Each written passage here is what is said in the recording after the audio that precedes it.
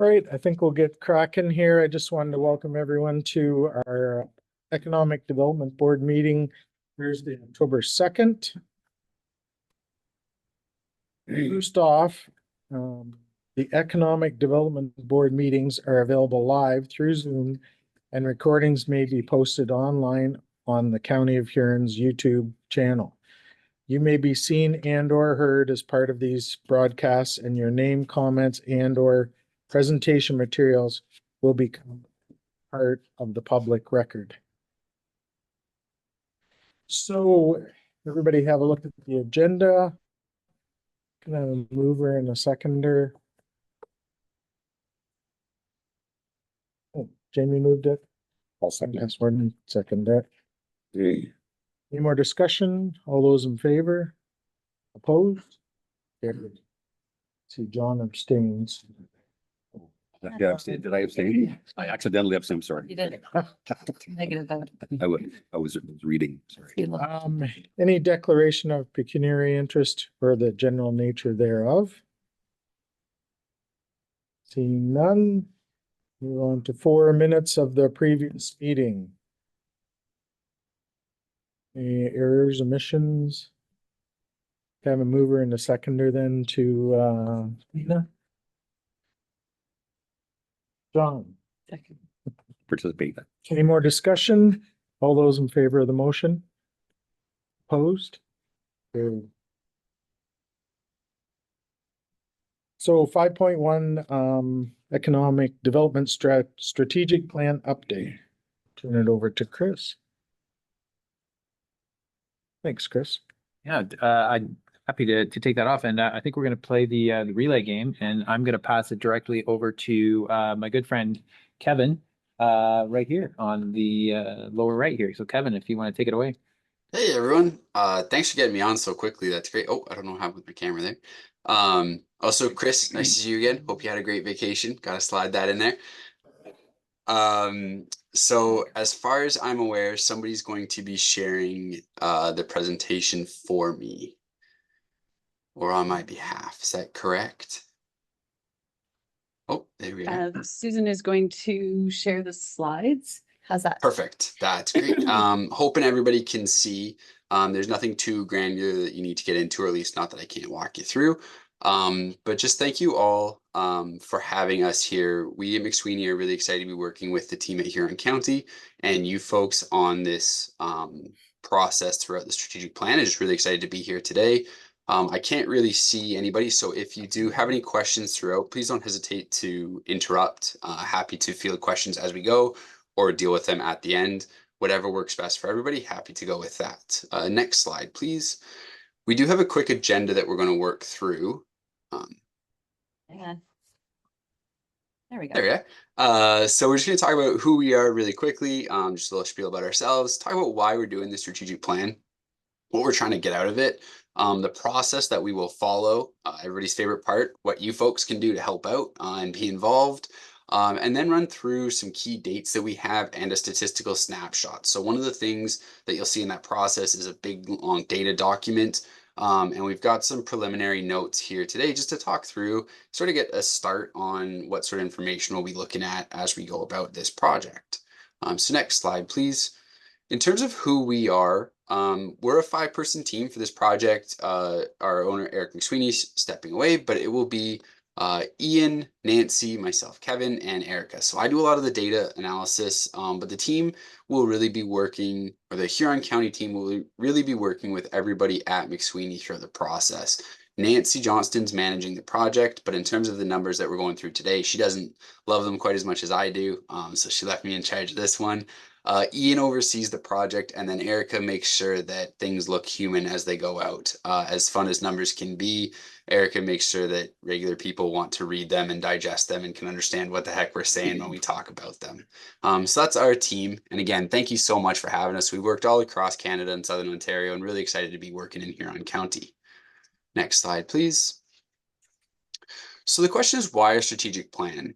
I always say when I started at McSweeney and Associates, I thought a strategic plan was something you'd work bullet by bullet. Here's exactly how much something's going to cost. Here's exactly when you're going to do it. Here are the actions, knock them out and you're done. And yes, the actions are the foundational part of any document. It's absolutely critical, and there's an implementation plan that will be built in that will talk through when things are going to be done and the resources needed to complete them.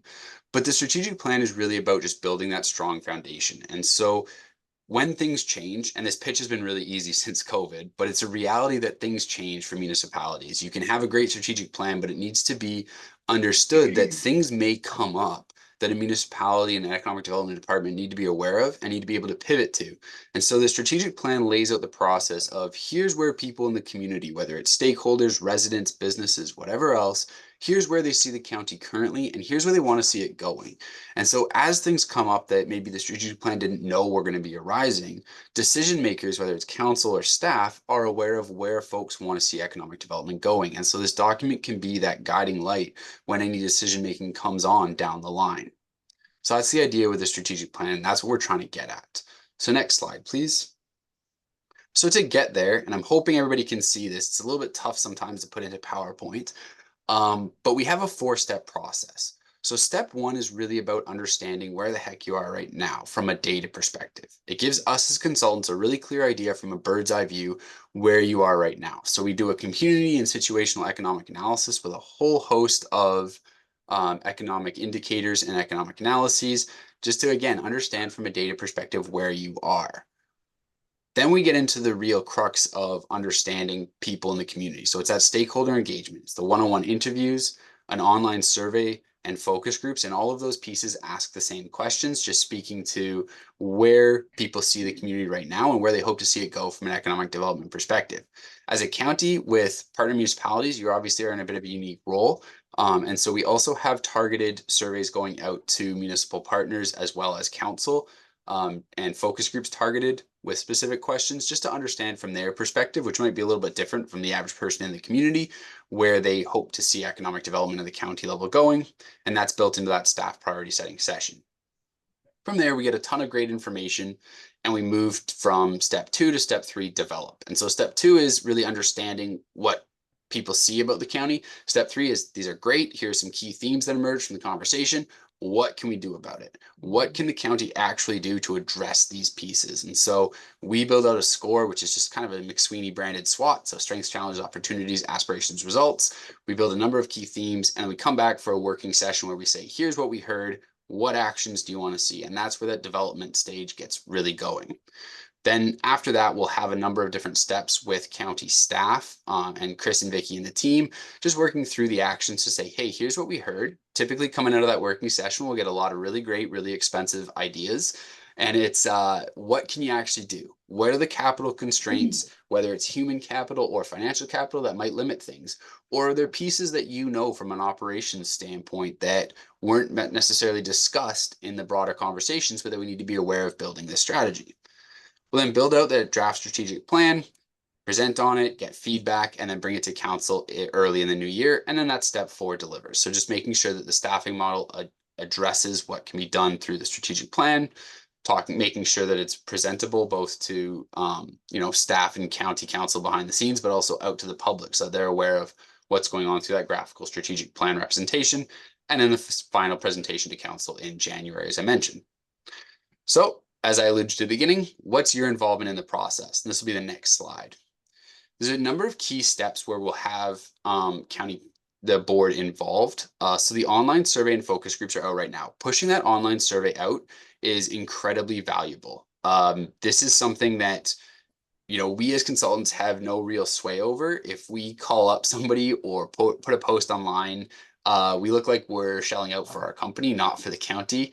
It's really valuable to have you as leaders in the community sharing what Huron County staff have already put out on social media and guiding people to that survey link to say, hey, the more feedback we get, the better, because it really is something where the more we hear from people in the community, the stronger that message is going to be.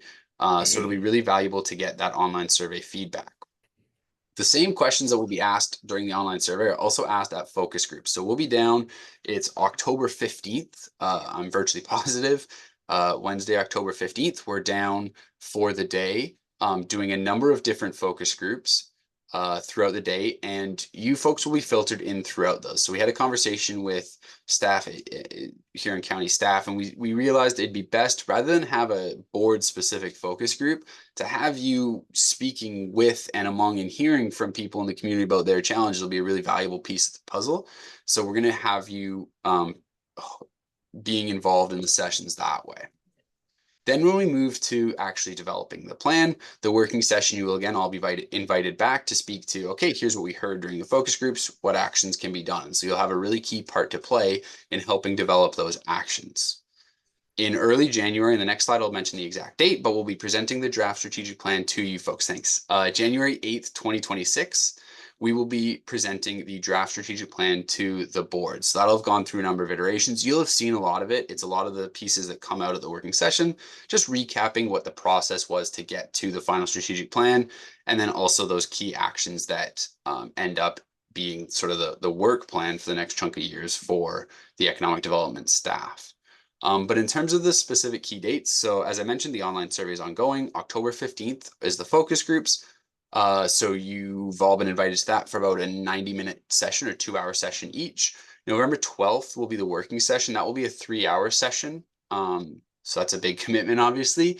And then that presentation of the draft strategic plan to the board will come in early January, with the presentation of the final strategic plan going to Huron County Council by January 21st, 2026. Next slide, please. So this gets into a bunch of numbers, which is my favorite part of any presentation, I have to admit. Please don't hesitate to, again, interrupt if you have any questions about where these numbers came from or anything else. But we look at a number of different sources. So the 2001 to 2021 census from Statistics Canada, Canadian Business Registry from December 2024, Lightcast Analyst, and the one that isn't up here is Manifold Data. So Manifold Superdemographics is essentially a census on steroids. So where the census surveys as many people in a community as possible, which typically between 10 and 25% of a community, and then extrapolates that data out.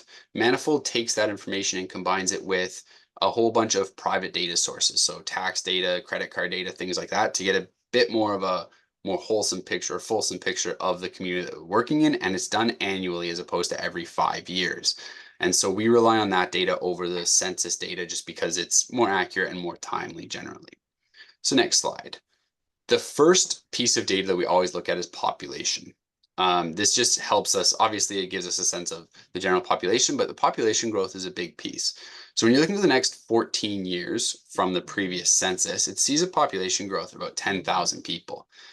And that is it's a solid population growth rate, but what we really want to always focus on, especially in rural communities, is it can be really hard to have the conversation about what to do with that growth. There are really great opportunities that come with that growth, but there are also some challenges. And bluntly, some people can find it quite scary to see their communities changing. And so one of the realities is that growth is coming. Whether or not people want it to, it's just coming. And so how can you harness that growth? Because if you don't, then you end up with a lot of challenges just around managing cost of living and things like that we're seeing in a lot of places in Southern Ontario at the moment. And so being aware that that growth is coming and leveraging it for positive pieces into the future is a lot more beneficial to a community than just hoping it doesn't end up coming. Next slide, please. One other piece that we love to look at when it comes to population is just the percentage of the population by age, and we compare it to Ontario. And so there's a lot of things coming on this graph, but what the big focus is that sort of 0 to 19, so the first 4 bars there, you see that Huron County has a larger percentage of their population is youth compared to the province as a whole. And then you see that reverse from about age 20 to 55. It's very typical of rural communities, just because people tend to leave when they reach the age of either starting their careers or heading into post-secondary for opportunities in larger urban centers, especially for like 20 to 35.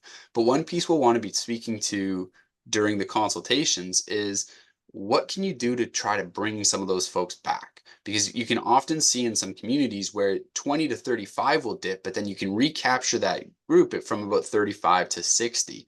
And so if there's an opportunity there in Huron County, whether it's more job opportunities or whatever else, or social supports, that can be a really beneficial target to try and attract. So that's just something that'll come out during the consultations, because as great as data is, we want to hear from people in the community what their experience is with this, more than having the numbers define any specific action or anything like that. Next slide, please.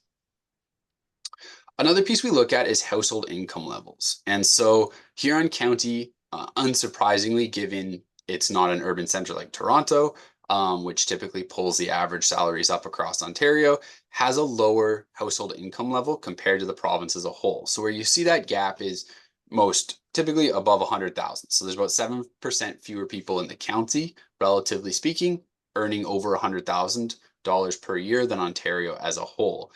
The great thing about Huron County's data, and I should preface this by saying we're talking about averages here, and so we know there's cost of living challenges. We know that there's a lot of people struggling to afford homes and strong quality of life in Huron County.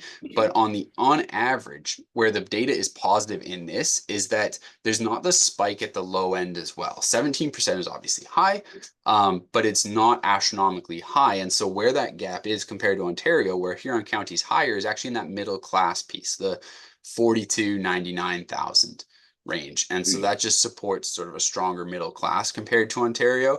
Obviously, there's room for improvement. These are averages, but that's a general positive note when looking at the data from a rural perspective. Next slide, please. And the other piece, and we've had some conversations with county staff because, again, as great as data is, it can be skewed by things that are different on the ground. The bottom row is the one I want to note here. So that's the population spending 30% or more of household total income on shelter costs.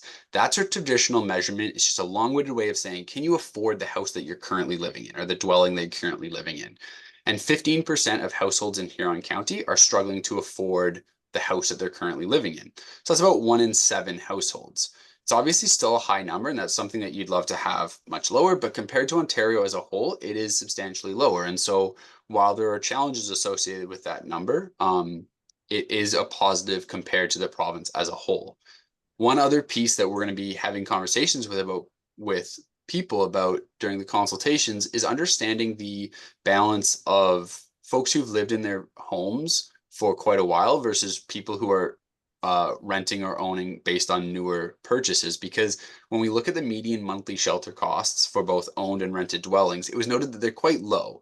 And realistically, if you're looking for a place right now, you're probably, if you're shooting at this ballpark figure, you're probably not getting anything that you'd love to be living in.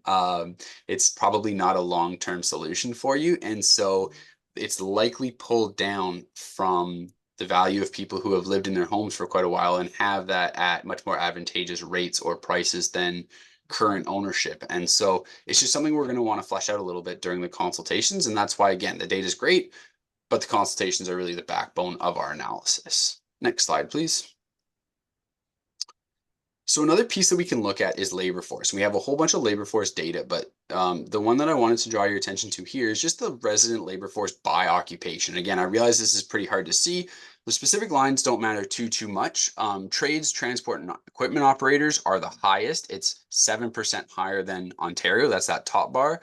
And then the third bar is the other one. I'm sure I don't have to tell this to anybody in the community, but there are a heck of a lot of folks working in natural resources, agriculture, and related production occupations. It is a backbone of the community, incredibly strong employer, and it's 14% of local employment compared to just 2% provincially. So it's about 7 times more concentrated locally than it is provincially.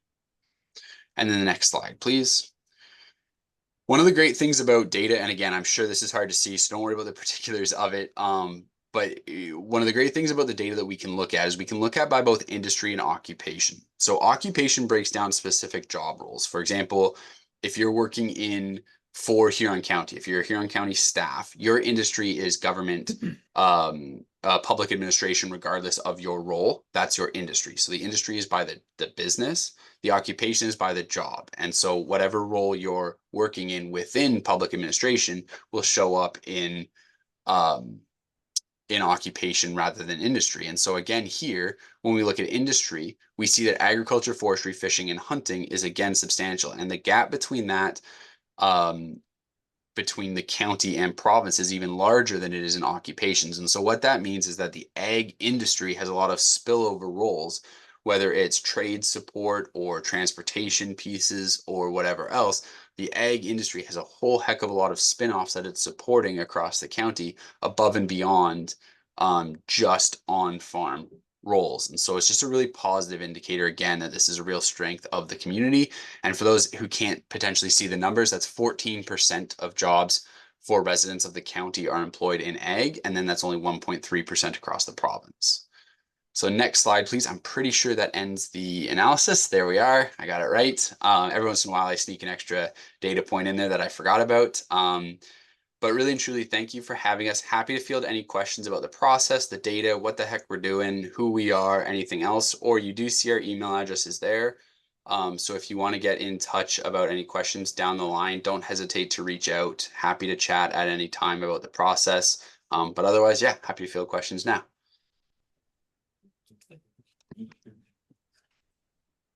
Do you have any questions? Ezra? Oh, go ahead. No, please, go ahead. Great. Thank you very much for the report. That's terrific. It looks like a really solid framework, and I can see the value in the way you structured everything. I have a couple questions about what's included, if I may. So, are you developing suggested performance indicators or tools for measurement, or is that something the board will do afterwards? And it's likewise with forward-looking strategy, right? Like, so ways to attract younger workers or retain families, those kinds of things. Just wondering if those are part of the scope of work. Yeah, the KPI conversations, key performance indicators, is always a great one. If you're like me, who's very analytically inclined, it can be very frustrating because what we don't do is provide you with specific key performance indicators.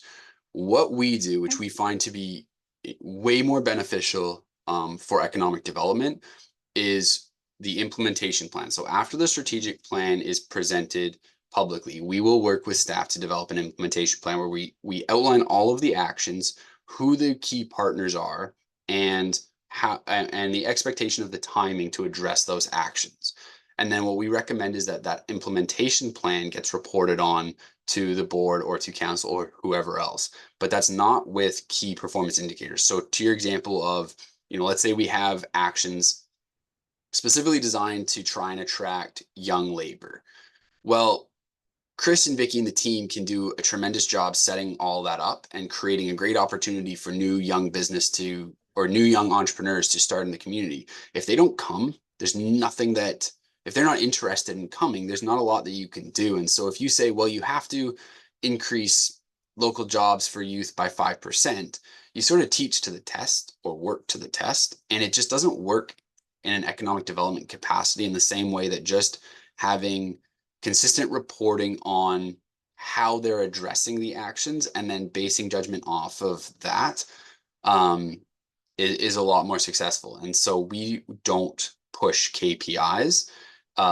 That's something that can be developed by the board after using the implementation plan. It wouldn't be hard if you wanted to attach KPIs to the implementation plan. We would just strongly suggest you don't. But that's just our suggestion. If you want to take it and do it, fair enough. Okay, thanks. I just didn't know if that was part of your scope of work or the county team and future proofing and all the rest of it. So thank you. Yeah, I can certainly say the implementation plan will provide a solid framework for reporting. Ezra? Once you have your final outcomes, will you be, or is it part of your scope to look at other similar kind of municipalities in the province or maybe even internationally that have the same profile, just to kind of see what others might have done that might have worked or not worked as part of the scope? Yeah, so one of the things that we're going to be doing is a comparative analysis of a few different communities. So it used to be something that what we would do is do an economic comparative analysis. And that just doesn't really work because no matter how similar-ish a community is, they're just always different from an economic standpoint. What we've pivoted to is writing up an analysis. So as we go through the consultative phase, we'll start to hear challenges that the county is facing, whether it's the county or the partner municipalities or a combination of the two that they're facing that exist in other similar municipalities. And so rather than comparing like a whole other community with Huron County, we will compare the challenges that we've seen in other communities that are similar. And so we'll get a whole bunch of different examples from across Ontario. We rarely compare anything outside of Canada. It's pretty rare we compare outside of Ontario as well, just because the jurisdictions are so different and the mechanisms to attract or attack a problem are completely different. Especially like if you look at the States, they just have the ability to be so much more flexible and self-effacing to get businesses that Canada can't, or Canadian municipalities can't. And so we rarely compare outside of the province unless there's a very, very specific reason to, but we will provide the team with a comparative analysis. The board is public, so we'll have to chat, Chris and Vicky, about how we do this, because the comparative analysis we would very, very strongly recommend that anything we present would be private, because, and if it wasn't private, we would have to write a different report style, just because we want to share how different communities have addressed problems, the challenges they face, things like that. And we wouldn't do that in a public setting. So we will talk to the staff about how to best present that, just because there's confidentiality things or things we've been told that we would be willing to share privately that we don't have the ability to share publicly, things like that. Kind of what comes to mind is, even some European municipalities that, have strong agricultural backgrounds and shifts and what might have worked for them. I mean, they have like, hundreds of years, ahead of us. So Yeah. might be some, I don't know, just, might be some opportunity to just kind of see what maybe worked and didn't work in particular situations, but just think Yeah, there's definitely, yeah, there's within reason, there's stuff that we can look at for sure. I have a question, if I may. Derek, I'm just wondering what the kind of time horizon and mandate you're building the framework around. Like, are we looking out decades or 5 years? And what is your final end goal, or what would be a successful outcome if we were to implement all these whatever suggestions? Like, is it GDP? Is it population growth? Is it some tertiary metric? I don't know. Maybe I missed that, but I'm just wondering what the mandate is being set by the board, or are you guys giving that to us? That's a great question. We've never really had it framed up in that way. So what the actions will be driven to do is we're going to hear at the focus groups where the challenges lie in the next, or currently for Huron County, where we see opportunities for the county and where we see challenges that need to be addressed. And so in terms of where we would see this as a success is if coming out of the focus groups, we have key themes that have emerged, and if coming out of the working session, we have key actions that have been decided on to address those challenges or opportunities. And then over the course of so it's a 5-year implementation plan that the actions will address, and then a 10-year roadmap with some suggestions for that next chunk of time. And if in the 5 to 10 years, the challenges that currently exist have been addressed and the opportunities have been, the staff are working towards addressing and, I hate the word, but leveraging those opportunities or taking advantage of those opportunities. In terms of, whether there's any specific key metric that would see success, that's not the way that we approach economic development. We see it as an ongoing year after year program. And so you don't say in 10 years, if we've seen 5,000 more jobs, that's a success. Because the reality is it could be 5,000 of the worst jobs possible, or it could be 2,500 jobs, but they are all, just the absolute ideal, whatever perfect job is for Huron County, and that would be more ideal. So you want to just continually be improving on quality of life. You want to improve business, sort of your openness to business and your ability to grow business locally, but that can take a number of different outcomes or specific measurables that would lead to success. And so as we develop the action plan, there will start to be things that you can notice that would be like, oh yeah, that's a success. We were able to do that. And the actions will be very specific in, yes, we were able to accomplish that. It's not as though there'll be general, like, you know, grow business or anything like that. There will be specifics that are attached to it. And if Chris and Vicky and the team are able to knock off those actions, and this is a success. Chris? Sure, I was just going to add to that just a little bit, and I was just going to maybe take what Kevin's talked about to address your question, Derek, and just sort of go a little more high level. Like the two big pieces of this plan as we see it is the 5-year implementation plan and the 10-year strategy, and that's more high level. That's like, what are we pointing to, right? And you know, Kevin, what I think he was trying to say there was you know, it really depends from community to community in terms of what economic growth and prosperity looks like. Right? Like one example could be we could try and chase as much warehousing as possible, right? And we could focus our efforts on that, right? But at the end of the day, warehousing is going to eat up a lot of our agricultural land. It's not going to result in a whole lot of jobs and may generate a whole lot of traffic that's not going to benefit us, right? And if our KPIs were we're going to create as much warehousing square footage, we could walk away from that and say, we did a great job, right? But the community may be like, well, we lost half of our ag land. We don't have that many jobs. And okay, great for whatever logistics company, but not great for the community, right? So part of like going back to the steps that Kevin was talking about, step one, get the data. Like what do things look like right now? Step two, okay, community, what do you want? Right? What does economic growth and prosperity look like for you? Do you want to see lots of do you want to see agriculture continue to thrive and grow and be a huge part of this community? Or do you want to become the next tech hub? Or do you want to whatever, right? And that sort of then helps Kevin and our team and the board and everyone else really say to ourselves, okay, great, now where are we going, right? And that's really about the 10-year vision, right? Of like, okay, we know that agriculture, we want it to continue to be the centerpiece of our community. We want tourism to be a big part of our community. Then the next question is, okay, well, what are we as a department and a team and all of our stakeholders in our community going to specifically do to help make that happen? And that's the implementation plan, right?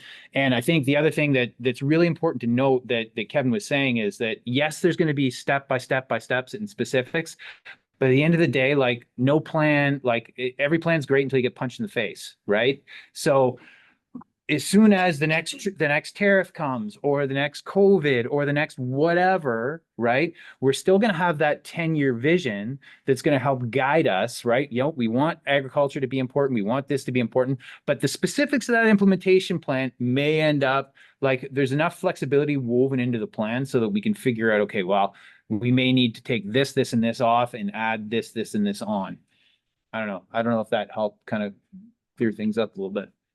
Yeah, no, that's great. It's more through collaboration with these focus groups, like with the community and the board, we're going to curate a mandate rather than have one imposed on us, right? 100%. Yeah. Okay. So that's to come yet. All right. No, that's great. Yeah. Thanks. Yeah, and just on the last note you made there, I've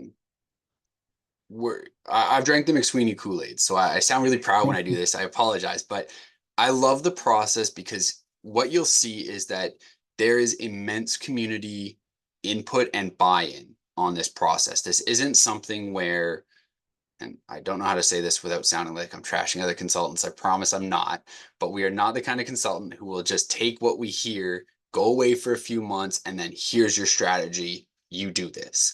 This is going to be, we hear an immense amount of information throughout the focus groups and the online surveys and the one-on-one interviews. We then come back for that working session where we get very clear information from folks in the community. And then it is, you know, facilitated after by staff in that it has to be realistic and doable. And there are going to be things just from an operations standpoint that staff need to have in that strategy that maybe weren't noted, but these are not things where, you know, if everybody says we need to protect ag and we need to do this for ag and whatever else, and Chris goes, well, I hate ag. get rid of it. We're not getting rid of it. I don't hate ag. I knew I could throw you under the Hate it. bus on Love that it. one. I didn't say that. I couldn't resist throwing him under the bus, but yes, this will be a very involved community project for sure. Sorry, Roz, I keep talking. Oh, that's over you. fine. Go ahead, Roz. Thank you. Comments and I would welcome insight from Kevin on some of these comments. First, I get tremendous vibes of Dr. Wayne Codwell. If you've been to one rural community, you've been to one rural community. And that's what I like about this process is it really is that situational analysis. It's really the discovery and what is unique. You can do one thing in another community, but it will be different here. Yes. Based on all the tenets that have and just how we do things. Kevin, two things jump out at me, and I would love your commentary on it. One, it really struck me as I reviewed the presentation that what we're talking about twofold. First is economic development as a department is about strategic resources, and it's finite. And we're aware that economic development isn't always well understood by all elements of the community and even business and everyone else. So sometimes economic development can be approached for things that really aren't in its scope or aren't the prime mover. So I'm hopeful, and maybe you can hit on in a second, how that helps with clarity around what is economic development as the key mover, but maybe is a supporting character. And as you say, the partners and such, because I think that clarity and even leading to organizational capability of how we structure and think about our resources is going to be very helpful. And I think the department would probably relish that. And my last question to you, sort of two-parter here, Kevin, is you talked about the friend on the team who makes us palatable to everyone. One of the things I think is really helpful about these initiatives is the education out to the public on a macro level. Again, a lot of misunderstanding or people ascribing what they think EC does and what is possible. And I'm interested in, Kevin, what have been some of the revelations that you've seen and how it's been shared out and how it's been received and the ahas, because I think that piece as an education tool is very helpful too. So that's my two-parter.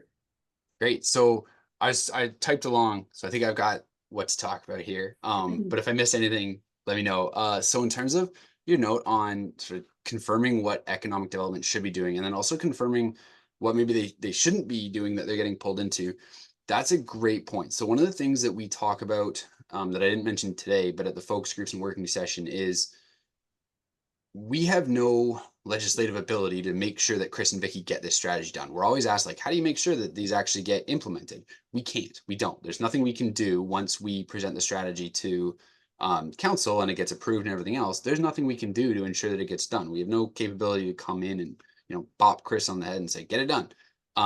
We just can't do that. But it really comes down to staff, and then also county and this board holding staff accountable. And where I'm going with this is the best economic development strategies in terms of implementation are the ones where staff take the actions in here, and within reason, of course, new things come up, but they take the actions and use that as their work plan.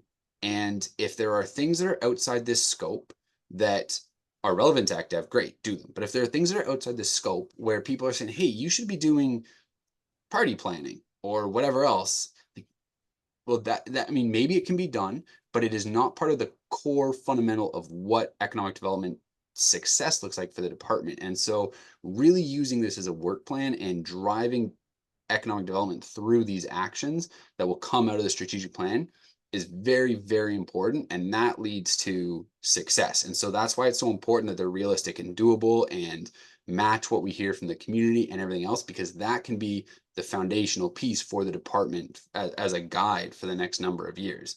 And so it really helps frame that up, because you're absolutely right. The amount of people who think ECDev should be anything and everything to everyone can really bog it down if you let it. And so we harp on that throughout the presentations to the public.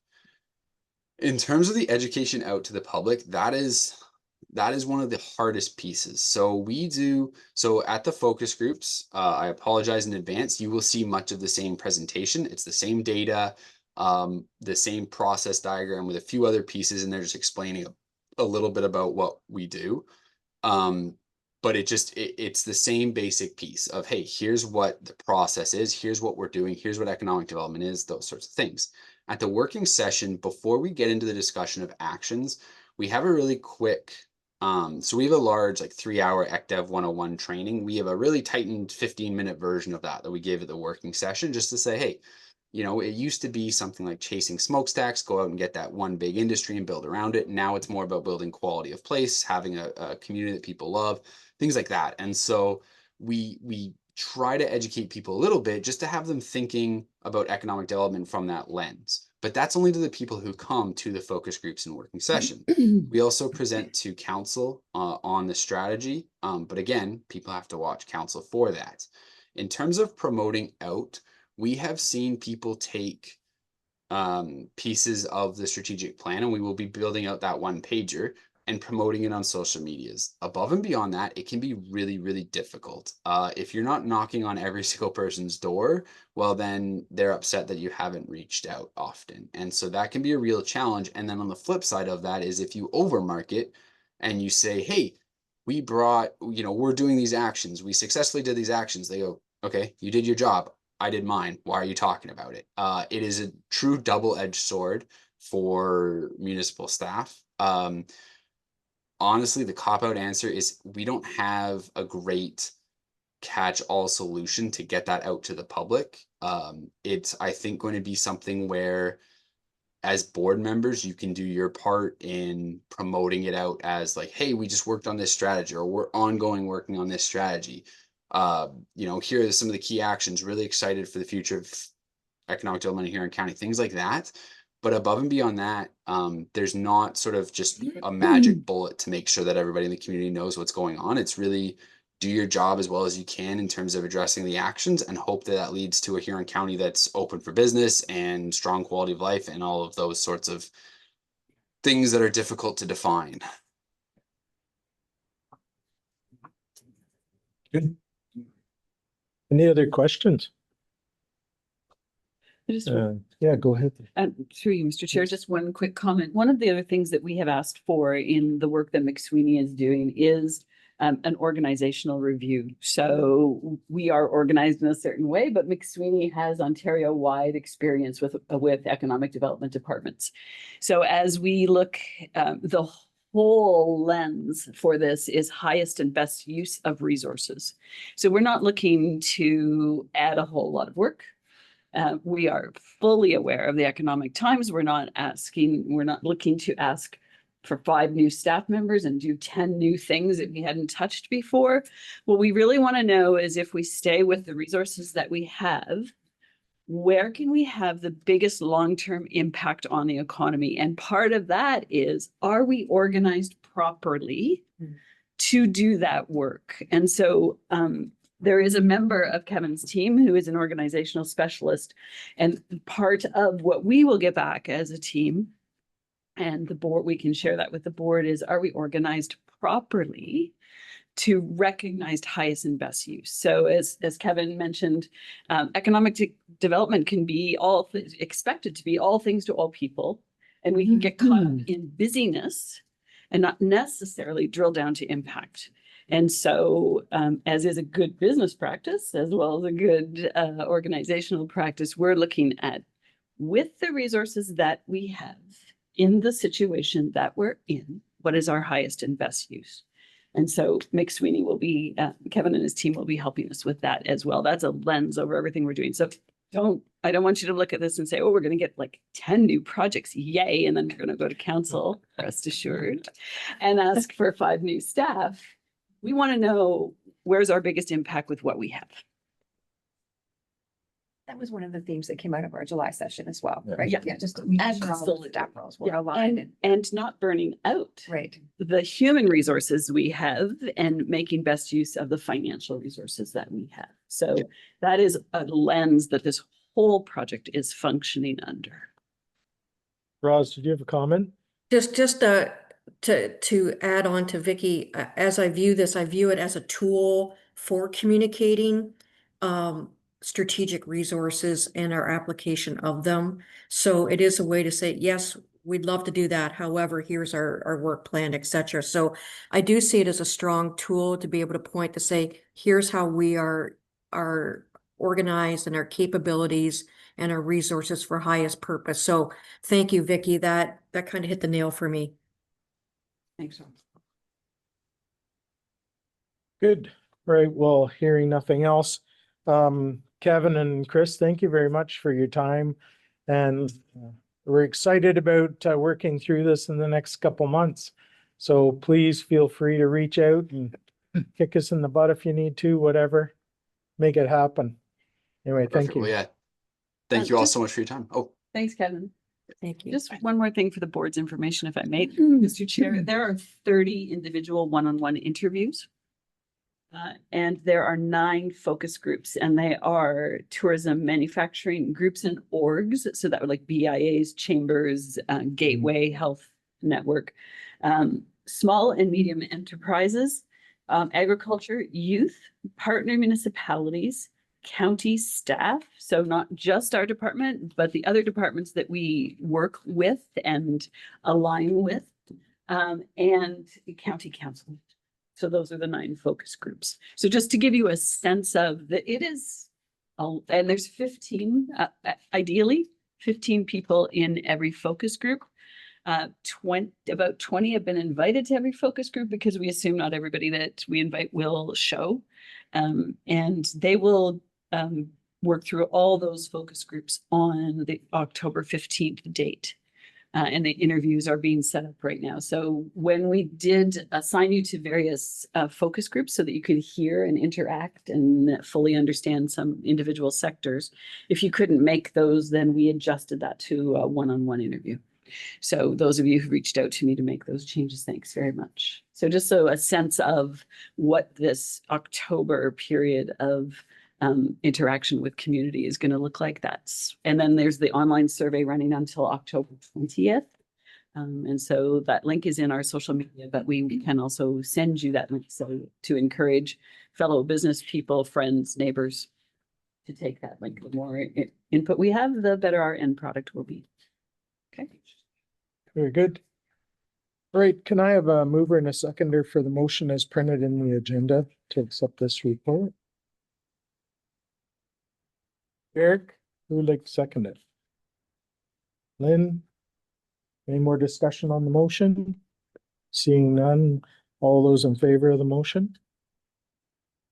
Opposed? Carried. Good, so we're up to 6 opening comments by the chair.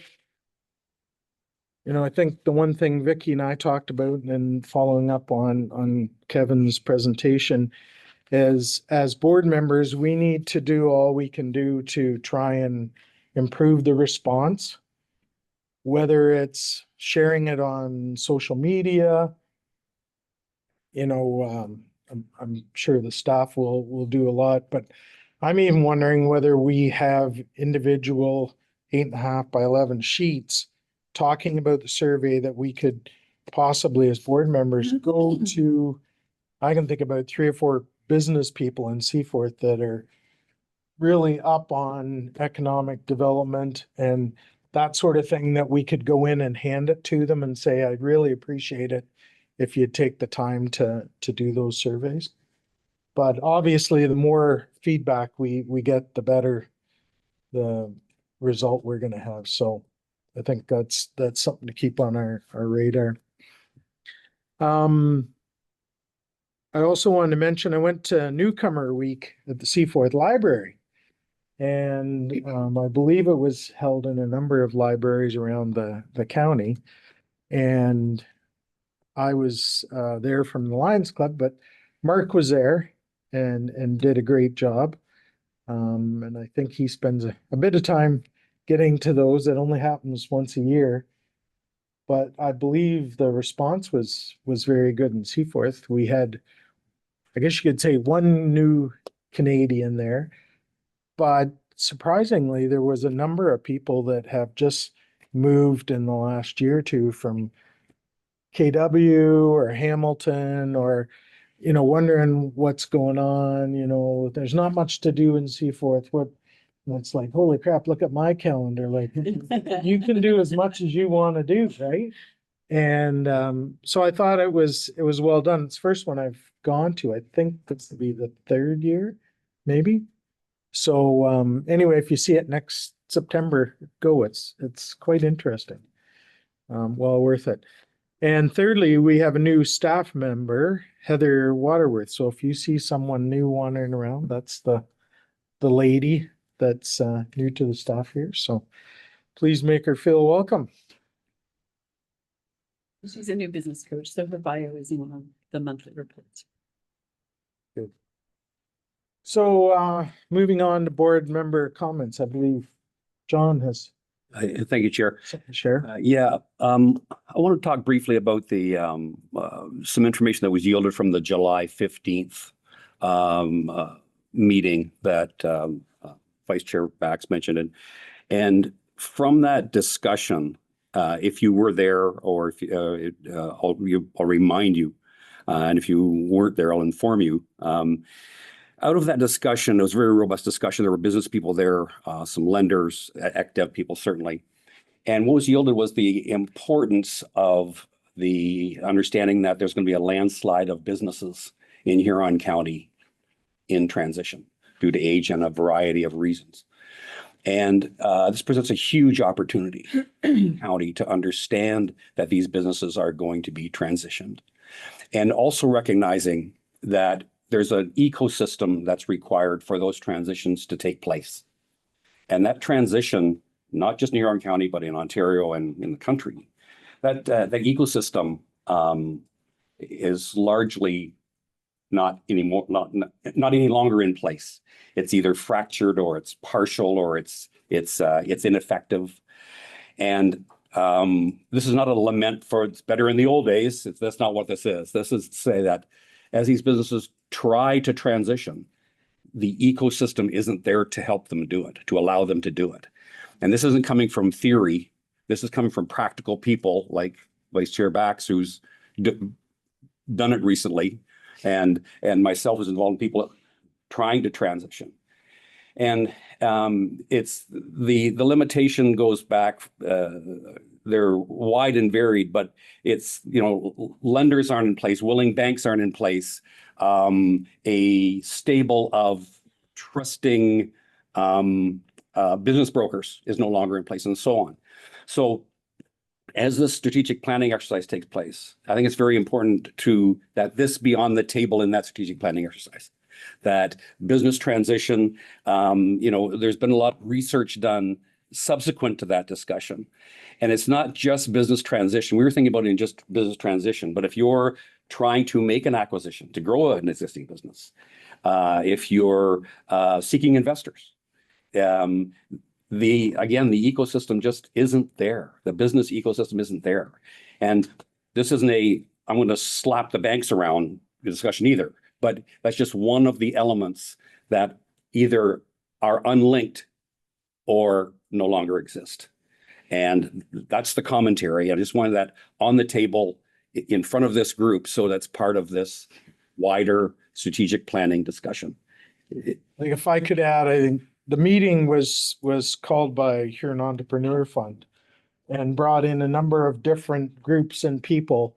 And the recognition, as John has said, is that the chartered banks are in no position to lend money to entrepreneurs. There isn't enough cash flow, there isn't enough capital, enough security, that kind of thing. And while we have fingers in the dike, be it through Community Futures Huron or that sort of thing, we need a lot more of that and the ability to borrow, 200,000, not 15,000, right? That sort of challenge. Tina? I think John covered it really well. It's exciting to be involved in that because I feel like we're actually doing something about it in Huron County. And while we're anticipating a spring event that expands beyond our county, I think having people that are willing to work on it, it makes me really proud, not just to be part of this board, but to be part of that group, because I know those things are helpful. I was just picking up something the other day, let's say, and the woman said, "Hey, I just want to let you know we're going to be closing the business at the end of the year." I said, "Oh, why? It's such a great spot, community support, you've been here forever." She said, "Well, I'm 65 years old. I have other things I want to do, and my kids don't want it." I said, "Have you ever thought about selling?"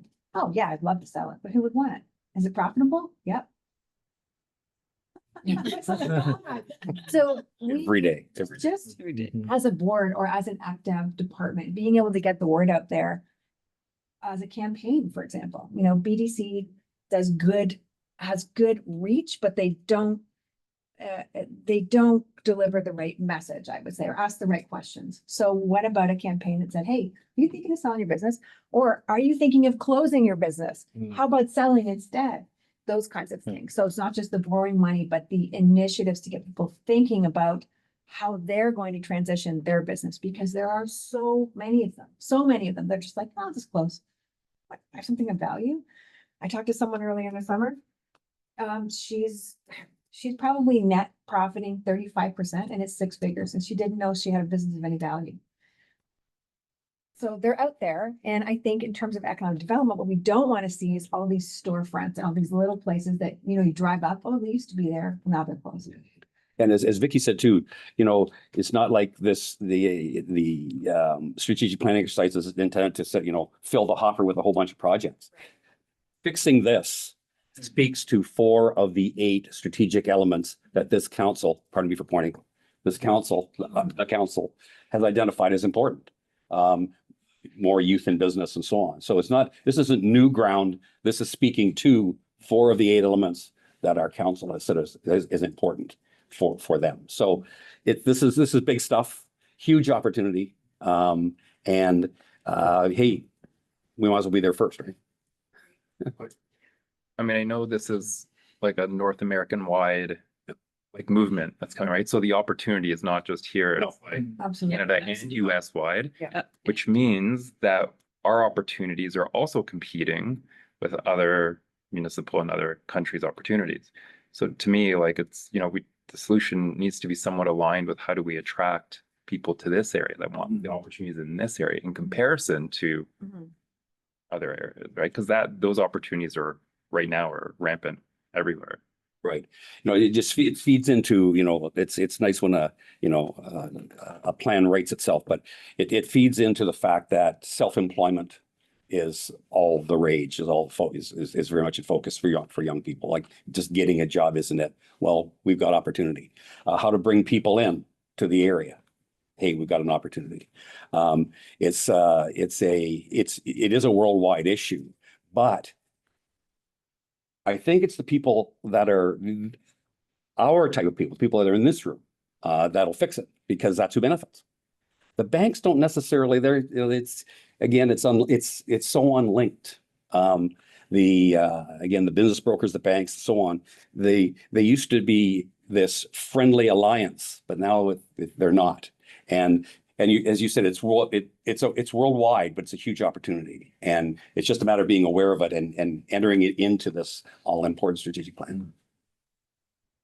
I'll just add and thank the economic development staff that were involved in the meeting for the support that they provided and a lot of that data and information, because that was critical to the discussion, I believe. So thank you. Right, other board member comments? I think Roz has a. Roz? Yeah, I just want to add on to John and Tina.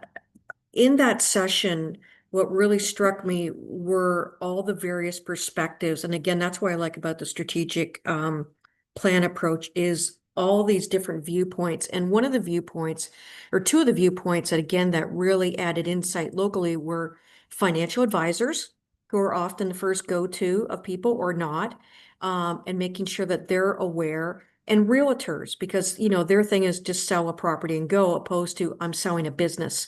So it brought in perspectives and viewpoints of people that are natural partners, or people that can be cultivated for greater understanding, and all within our our ability, our ecosystem, as John said. So taking advantage of what we have and just bringing people in. And I thought there was a lot of good energy. We unearthed some very strong and interested people with some great depth that can lend themselves to this effort. So I think it excited a lot of people, and I do think there's great energy around it. So I just wanted to commend Hef and everybody in the room for the different perspectives.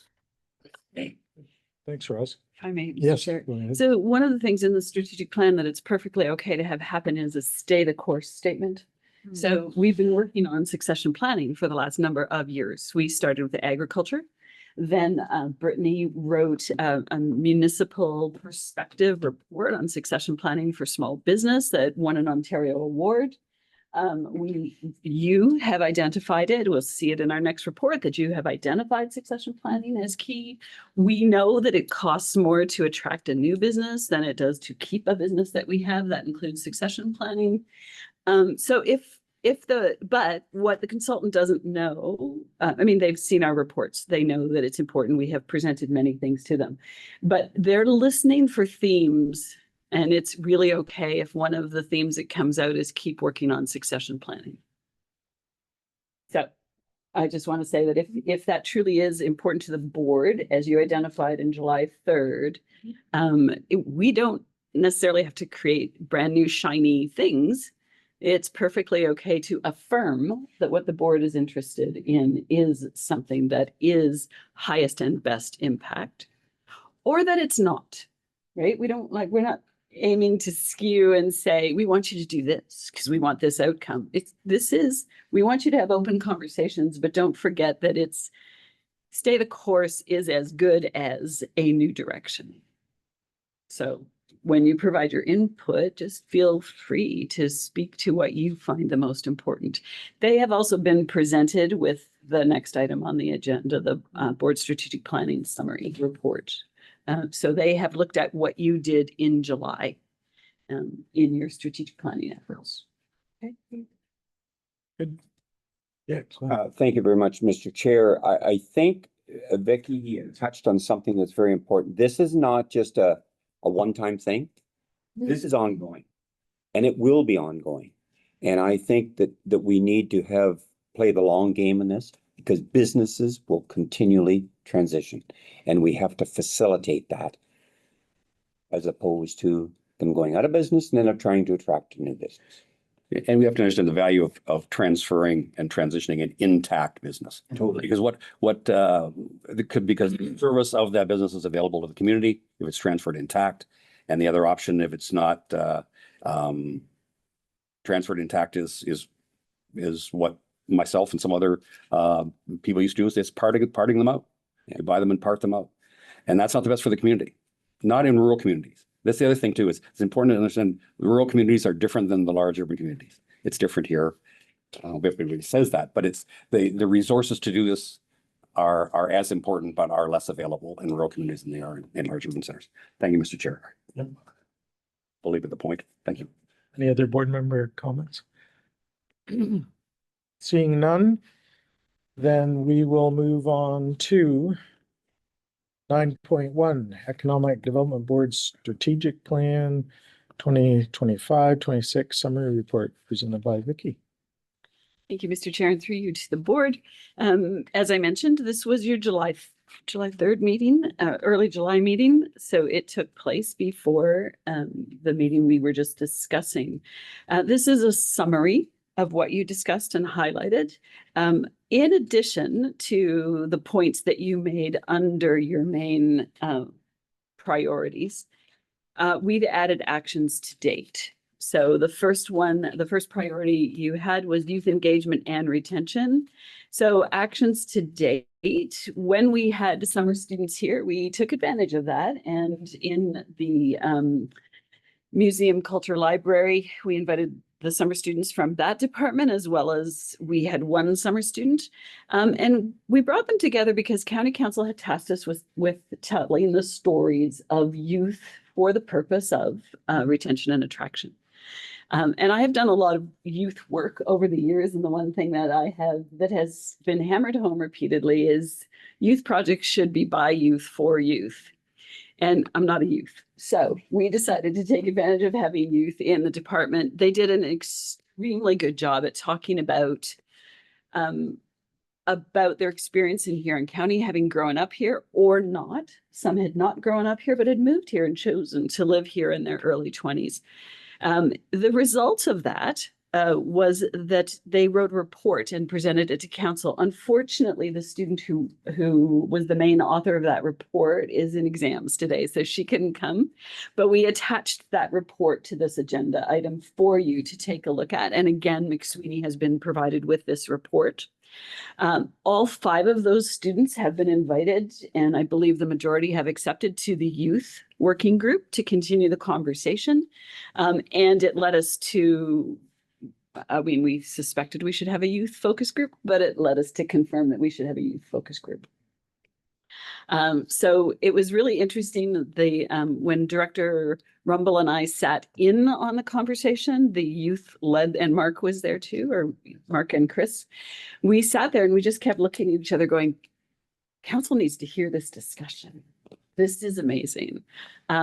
They love Huron County. They want to return or stay in Huron County. They found various challenges with being able to come back and stay connected to Huron County when they went away for education. So they've done a really good job of reporting their meetings and conversations, and also doing some research. And you'll find that in that report. The second priority that you noted was what we've been talking about: succession planning and rural finance. And so we outlined some of the points that you made, but again, the actions to date. So we have been working closely with Community Futures Huron to promote in anticipation of the BizLink app. And we just got notice this week that it will be going live early 2026, which is very exciting. That's awesome. And yeah, we're very, very excited. So the process to train Community Futures staff and our business coaches to fully understand the capacity and capability of this app will start shortly. We've been working on a Life on the Coast podcast around succession planning. That was stalled over the summer because we thought we would have 2 students and one would be working on that. And we ended up with 1 student, but that's okay. We are looking at a new way to deliver those podcasts. And Roz has been very helpful in conversations about opportunities to keep the development of podcasts happening and the cost down. And it's not just the recording, then staff have to do transcripts and advertising and promotion and video content and picture content to promote. So we're looking at how do we scope this properly and execute. So that is not off the table. And then the meeting that we just talked about, the meeting included Huron Entrepreneur Fund, and as John and Brian and Tina mentioned, and Roz, they were all there, mentioned it was led by the Huron Entrepreneur Fund. Financial institutions were in attendance, and we've talked about the change of that model. The most sobering statement that I heard that day was financial institutions are not in the business of lending money to businesses, growing businesses, or starting businesses. They're in the business of making money. So that's kind of that change from partnership to just pure business model. There was one of Lisa Thompson's staff people were there. I had the opportunity to tell Minister Thompson about the meeting that was coming up and the interest in looking at identifying and then developing out that ecosystem. And she was very excited. So she sent one of her staff people, and our staff was also there because this is ongoing work for us. So what we came away from were the people around the table, including the financial institutions, were very interested in further conversation. Housing availability and affordability. So again, that was your third. Just historically, the Economic Development Board Housing Working Group, which is currently resting, created a series of housing video resources promoting different options in housing, interviewing people who lived in those housing, looking at density done well, looking at agricultural options, and trying to fight NIMBYism. And that was why we interviewed people who lived in some of the density options. So trying to overcome that, not in my backyard. Many of our young people would choose to rent rather than buy, to give more freedom to do things like travel. And so, there is a stereotype, and we were trying to change that. So kudos to the board for having done that work. We do have a county housing working group, which is comprised of staff members from it includes CAO work, staff members from planning department, social and property services, and the economic development departments. That group has been making great strides. On the third point in your above list, reassessing local policies and planning tools to support development. So there is ongoing work there, and Huron County is actually being recognized as a leader in this field. And then John Marshall, on behalf of the Economic Development Board at our request, sits on the board for United Housing. And so he is working actively to represent Huron County's voice on the United Housing project, which is part of the Perth Huron United Way. So just, and then research was completed by Mark around the newcomer housing in Perth and Huron, a research report by Dr. Rana Tefla. And there is a link here to that work. It is really important work to understand the needs of our newcomer population, not the ones from Kitchener or the GTHA, but the ones who are new to Canada. And so there's a body of work there, and Mark and Emma, along with Dr. Telfa, are moving forward on actions coming out of that report and what that will look like. So just to be aware of the work that's going on there. Workforce development, looking at your priorities on this, at your action items under this fourth priority. I have recently joined the board of directors for the technical training group representing Huron County. We did not have representation. We have very poor uptake on the work that they do, and yet they have outfitted the Clinton High School with a lot of equipment to train students on welding, metalwork, some construction trades. One of the biggest hurdles we have is that as we do pre-apprenticeship training or apprentice, or as TTG does a pre-apprentice or apprenticeship training, we don't have businesses who are willing to take on those apprentices. So this past summer, 15 people came through a introduction to construction trades project with the technical training group. They were all newcomers to Canada, and we could only find one placement. And yet our construction companies are crying for people of any level. Eventually, through the hard work of the staff, I believe she found 10 placements, but we couldn't place all of the individuals. And they had solid introductory skills. So looking at how can we make the work of that group, how can we bring the work of that group more into Huron County, support that, and have more impact with the resources that are being allocated there. And then workforce concerns will be discussed during the strategic planning exercise this fall. So workforce is always something that is of importance, but the work that we have done to date is we now have a job board. We have employers for how to hire. Trisha and now Heather use that how to hire guide for some of our new businesses who are going to be hiring their first employee. There's a section on how to hire your first staff member. What do you have to do? What's it look like? We're disseminating those resources. And there are other resources that have been created. You have seen the community profile for people to understand why it's attractive to live in Huron County and work here. So ongoing work that has happened under that. And then there were lenses or considerations that the board highlighted, data-driven decision-making. So Mark's report on housing is data-based. all the work we're doing in the strategic plan, as you saw this morning, is data-driven. We continue to maintain a data website for the use of anyone around the county in planning.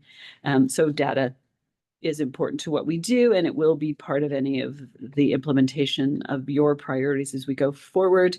It was noted that communication and marketing, there's opportunities to streamline and to really look at this. So getting the messages out. So it's really probably more marketing than communication that we're looking at, and how do we consistently market from the team. So having that marketing lens on the work that we do, we can do amazing work if nobody knows about it and we don't have community uptake. We're not being as impactful as we like to. And then there was comments around the department role and the department capacity, taking that into consideration as we look at initiatives going forward. So that's an overview of your session from the early July. If you would like, and we did start this at our May meeting. If there are any questions, if you see I've missed anything or misrepresented anything, or if you have questions, I turn it back to you, Mr. Chair. Questions? Yeah. If I could, Mr. Chair, and through you to Vicky, you commented about the trades and the challenges with placements for apprenticeship. What are the challenges and what needs to be addressed to overcome those?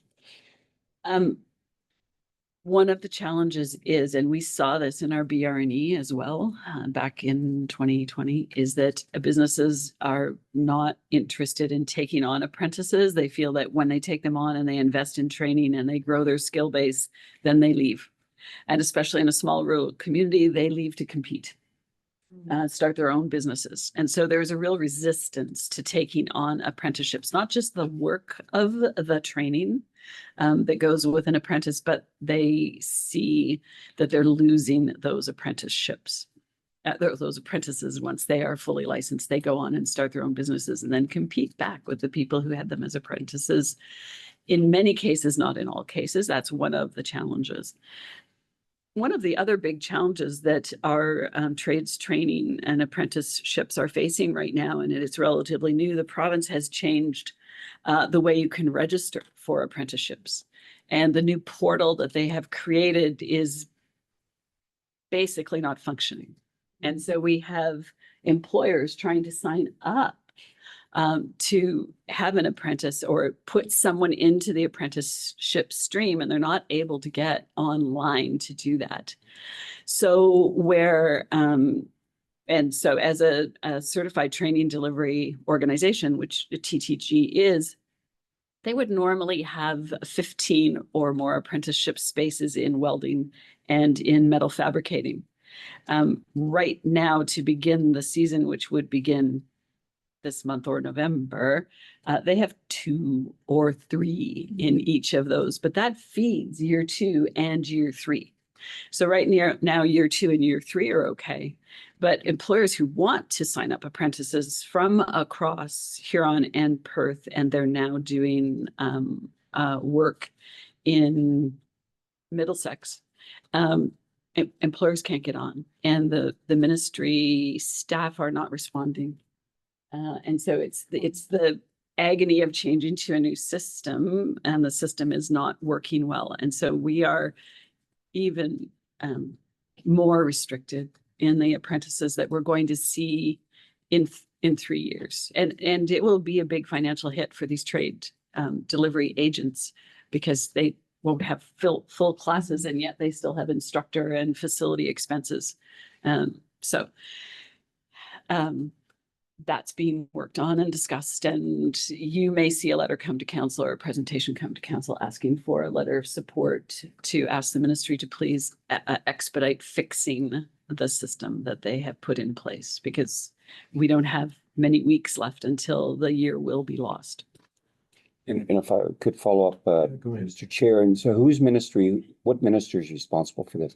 Skills development trade.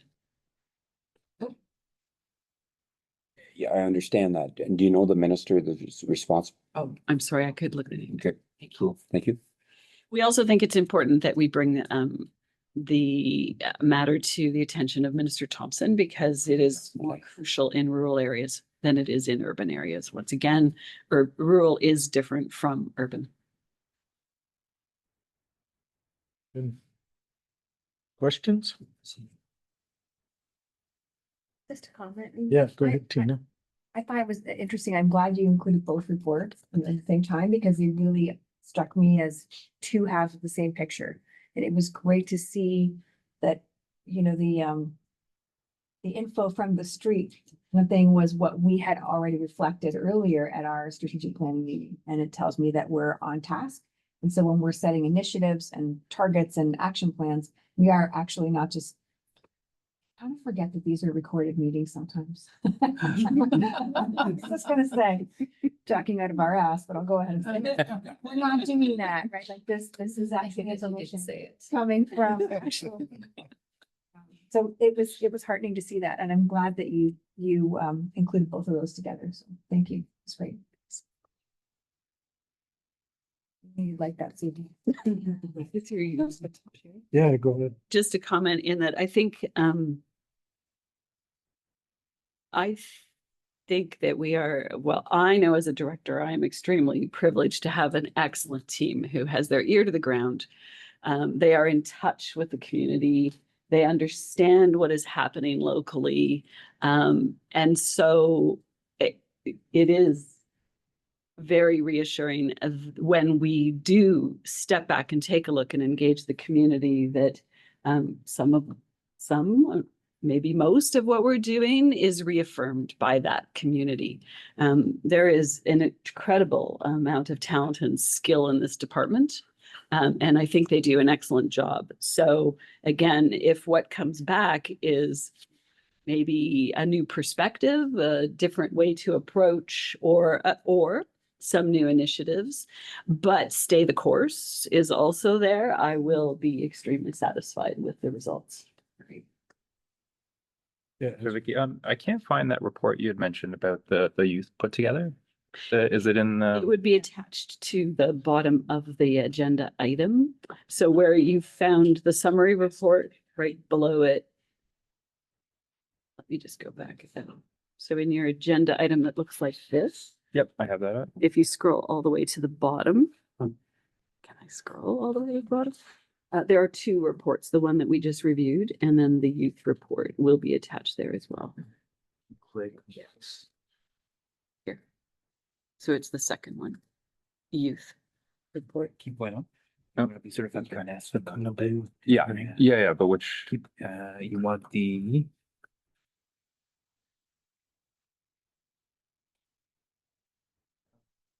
and then the bottom of that one.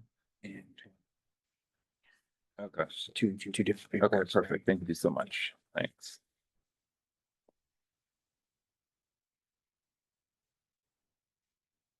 Yeah, Ezra, it took me a while to get onto that too, right? Because depending on how you click into the agenda, you can click in and everything's all the way below, or you can hit the highlighted. Got it. Awesome. Thank you. Good.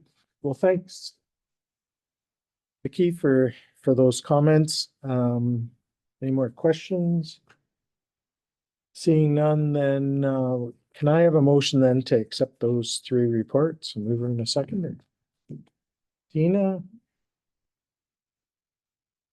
Then any more discussion on the motion? All those in favor? Opposed? Carried. So that gets us down to 9.4, 2025 Summer Company Program Report presented by Tricia. Thanks for joining us. Yeah, thank you. Thank Yeah. you. Thank you, Mr. Chair. Through you to the board, the full report that you have been provided with does do a detailed overview of the program and our intake for 2025. But I just want to share a bit of a brief summary. So the Summer Company Program is designed to inspire students age 15 to 29 to explore entrepreneurship and equip them with the tools they need to be successful. I'll note for this intake, the average age was 16 years old. Participants learn how to start and operate a business while receiving mentorship training and a $3,000 grant to help with startup costs. This year, the program was promoted with a comprehensive multi-channel marketing strategy, reaching youth, parents, and educators, and our broader community. Promotion began in March by delivering 17 in-class presentations across high schools in our county. These sessions not only promoted the program, but also introduced students to entrepreneurship as a career pathway and connected them with local business support resources. Additional outreach included community information sessions, partnership engagement, media coverage, and active promotion on our various social media channels. Applicants submitted a business plan and a cash flow projection with provided templates, as well as their current resume. And then they participated in an interview process with a consistent scoring matrix that was used to access or to assess the applicants and determine our final selection. Throughout the summer, participants then completed 6 virtual training sessions, bi-weekly one-on-one business advisory meetings, a site visit, logged a minimum of 280 hours, and those were hours spent either working in their business or on their business as a whole. And the participant feedback consistently highlighted 3 areas, key areas. So that was growth, experience, and support. These outcomes demonstrated how the program not only helps youth launch business, but it does provide them with employment skills, and it also strengthens our local economy by fostering our next generation of business owners. If there's any questions about the report of the program, I'm happy to speak on that. Questions? Tina? It's exciting. I think it's great. Oh gosh, it's a really strong showcase of the program. I think the report is solid, definitely. So we've got 8 participating students, age 15 to 18, as you said, quite young. Given that the program is open to age 29 and retention is one of our issues, and there's a lack of information about business buying, I'm just wondering, you probably haven't thought about it yet because we're just wrapping up this one, but maybe something to put on the list for consideration next year is what strategies could help expand participation? And, you know, not just about starting a business, but is there interest in having a piece on there about buying a business? Yeah, I will say one of the challenges with this particular program, because it's provincially funded, the whole of the grant dollars comes from the province. And I know these concerns and challenges have been expressed by other aspects and pushed up to our advisor level. They set the eligibility criteria. One of those eligibility criteria is you're not able to work more than about 12 hours a week in other employment. So that's why we were seeing, and across our SPEC colleagues have mirrored that. 15, you can maybe work very part-time, but if you're in post-secondary education, with the cost of living, you know, you're putting a lot of eggs in one basket that your business is going to be able to sustain you. So that eligibility kind of limits that older demographic. I'm wondering so Starter Company is another program that we offer. It's not for students. Sometimes if we have youth that are in their 20s, if they're not, and that doesn't mean if you are a student, you can't partake in that. Sometimes if I'm working with an older youth, we might steer them to looking to start a company, which does also lend to those looking to buy a business. Difference being in Summer Company, you have that guaranteed $3,000 grant, whereas Starter Company is a competitive process, and it's up to $5,000, but that's not guaranteed. But you are getting all of that quality training over the course of 3 months. So anyone who's looking to purchase a business, I feel like might be better aligned with the other program, the Starter Company. And then what about it's on your list, right? To think about strategies just for expanding participation, because 8 is great, but we have room. It'd be nice to do 10 or 12 or 15. Yeah, absolutely. And our group, I have found, this has been my 2nd year leading this program, the participants are our biggest advocates and promoters. And I think, again, youth, I'm constantly impressed by. They are hard workers. And honestly, I think that component of the limitation of only being able to work 12 hours outside of your business, a lot of the youth that I'm seeing in high schools and chatting with, that is a barrier for them. So, yeah, we'd love more. We sold sunflowers from the Castro girl. Jada. Yeah, yes, that's right. Yeah, thank you. Yeah. I may through you, Yeah. Mr. Chair. Just further to those comments and Trisha's comments that this is common across all aspects that are funded through MedCat. And to give credit to MedCat, we're coming up to the end of our contract for SBEC. It will end at the end of March 2026. We have been assured there was some question as to whether they would pursue the program over the last year's discussions, but we have been assured we will be getting a contract. We haven't begun the negotiations yet, but in the past year, as they were deciding what should change about the program, they've been very open to our feedback about this element of the program. So when you are in post-secondary and you are helping to pay a $3,000 guaranteed wage and then 12 hours a week of work is not going to be enough to pay your expenses. And that really leaves out that older student. So we have asked them to change that side hustle or hourly allotment to be open. Great. And allow us to manage the involvement in the program of those students. With our younger students, there are some that we need to chase anyways to get their work done. But we feel that we should let the individuals decide what they can handle and still run their business successfully or start their business successfully. And they have been very open to our feedback, which is really nice. One of the other topics is that our program has always been around startups and expansions, and now we're saying succession needs attention, both on buyer and seller end, and they're also open to that. Succession planning appeared in the spring budget as an item that they're going to give way too little money to, but at least they're giving some money to it and acknowledgement. So it's a start. So, kudos to Brittany and Trisha. They have been helping me to brief up and participate in those conversations, and kudos to the ministry. They actually are listening. So we're hopeful that the next contract will look good and reflect the needs that we have locally. Good. Any more questions for Trisha? Right, then if I could have a mover and a seconder for the motion that we have in the agenda. Happy to do so. And seconder. Good. Any more discussion on the motion? All those in favor? Opposed? Carried. Thanks, Trisha. Appreciate it. So moving on to 9.5, supporting local youth program. I'm going to turn it over to a director. Thank you, and through you, Mr. Chair, to the board. The report in front of you was prepared by Rick. Rick is at an event today that none of the rest of us were free to attend. So he is representing us and gaining knowledge on the marine industry today.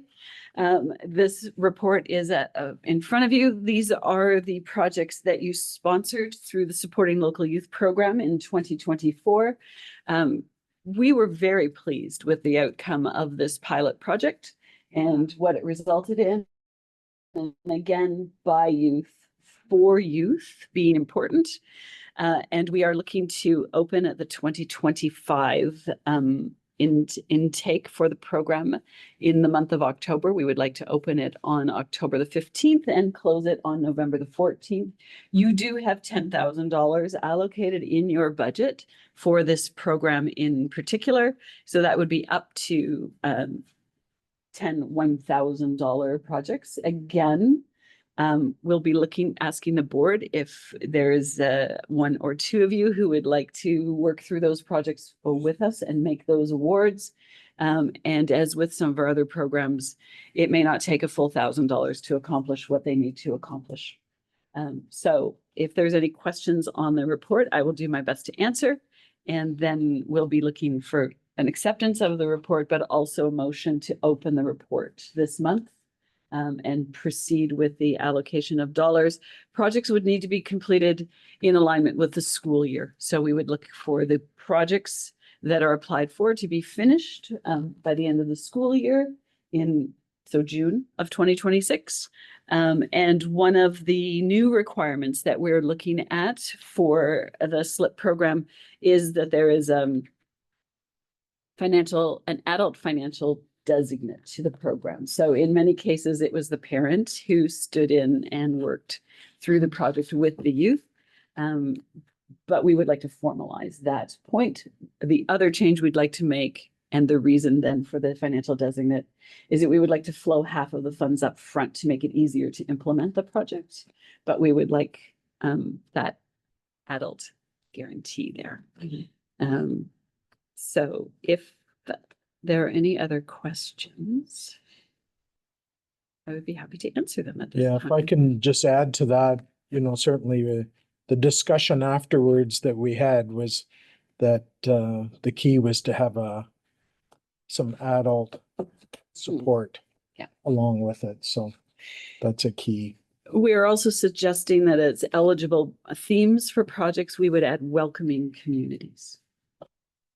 So looking at youth, welcoming other youth. And so that component of attraction and retention being reflected through projects that would include welcoming communities. The other themes that we had that we funded were social cohesion, community connectedness, creative expression, social justice issues, climate change and sustainability, mental health, financial literacy, and or new economic activities.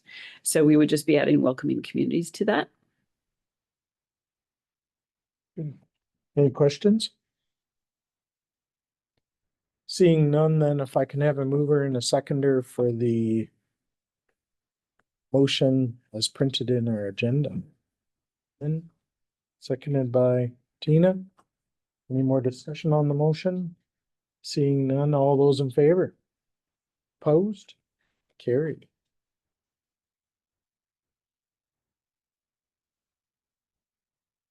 So we are at 9.6, support for English as a second language pilot program partnership. I'd turn it over to Mark. Thanks for being here. And through you, Chair. The report before you is a consultant's report, and it's titled Measuring the Impact of a 10-Week English Language Course. You will, if you go through it, you will remember that about a year ago, this board approved a $10,000 grant for a pilot program for an ESL program in Dashwood, Ontario. The reason why we focused on Dashwood is because we knew there were a high number of newcomers there. And they were also, many of them were not eligible for services from provincially funded models of ESL. So they were on temporary work permits, meaning they didn't qualify for free ESL training. So what the consultant did is they did a survey before the program started and after the program started, and they identified where people grew in their English language skills. And I'll just go to page. So on page 14, you'll see that in every aspect, listening, speaking, writing, and reading, there was growth after people attended this 10-week program. And what that looked like was people improved their skills and confidence in listening to watch TV or movies, listening in meetings, speaking and expressing thoughts, speaking in group discussions, writing messages and emails, writing and organizing ideas, reading English texts, and reading technical instructions. So the program wrapped in April, and immediately a local employer, Haters Farms, said, we want to repeat this. People really found this valuable. And so they paid for spots for their staff to be repeated over the summer, and it concluded another 10-week session in September in Dashwood. So we found this model was quite appreciated by both the participants and a major employer in the area. And we've just received word that they'd like to return this program in the winter of 2026. So good success. Awesome. If I may, through you, Mr. Yeah, Chair. please. So thrilled with the work that Mark has done with the funding that you allocated last year as a pilot. Thrilled that it looks like it has a possibility to be self-sustaining through employers purchasing seats.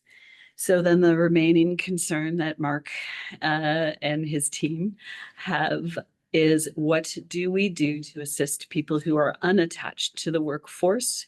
Because this same English as a second language training would assist them in gaining access to the workforce or entering the workforce more easily, more quickly.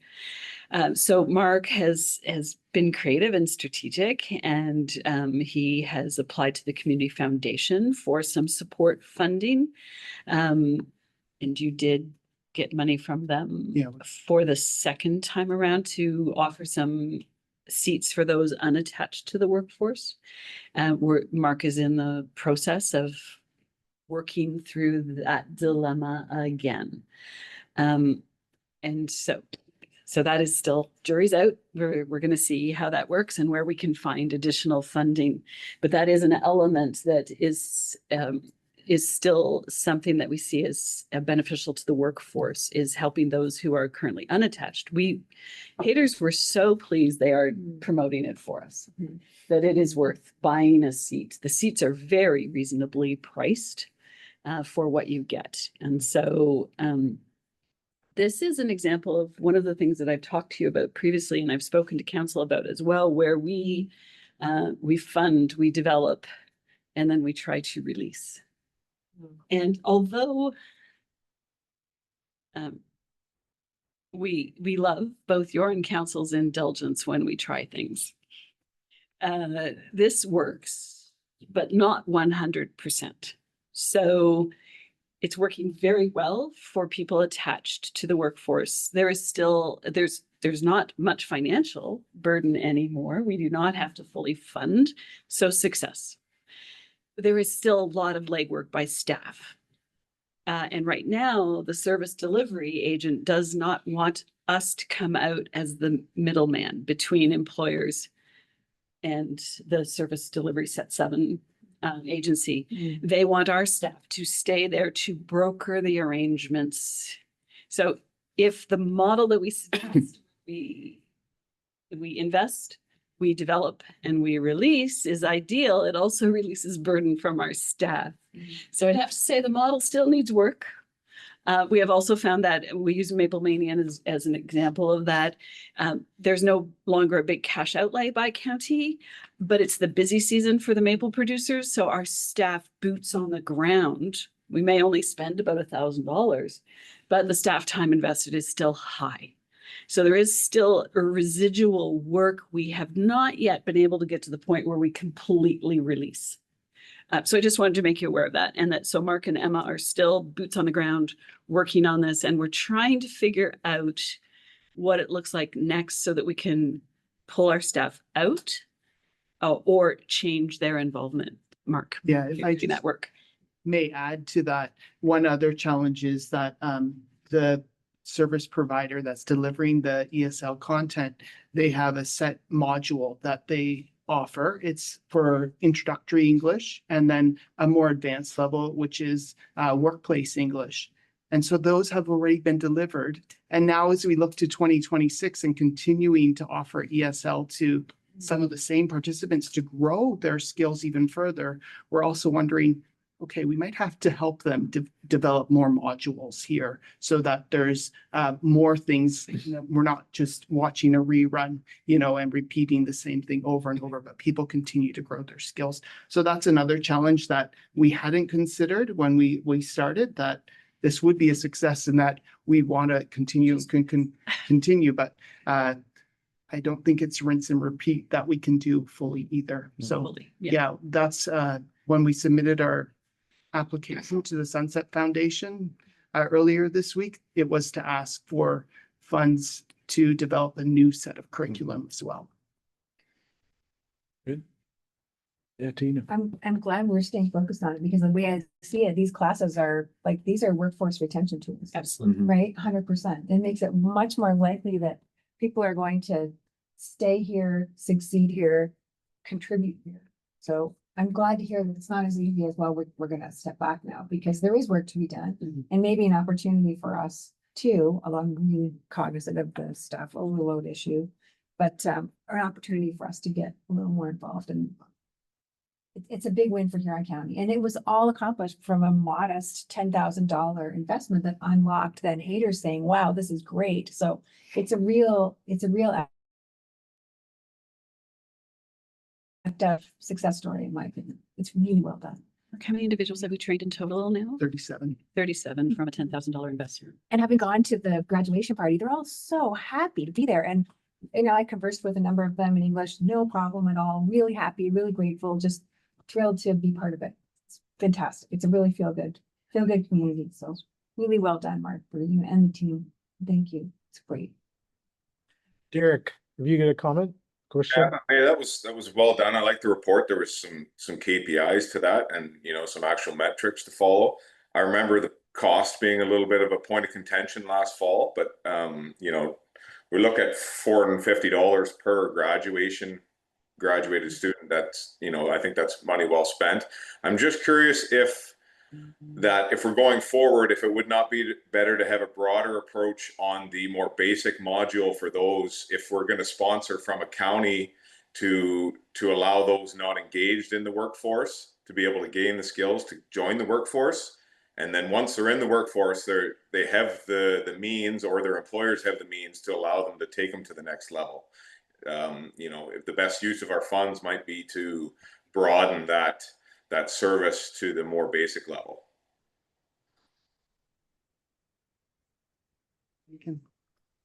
Absolutely under consideration. Thank you, Derek. Roz?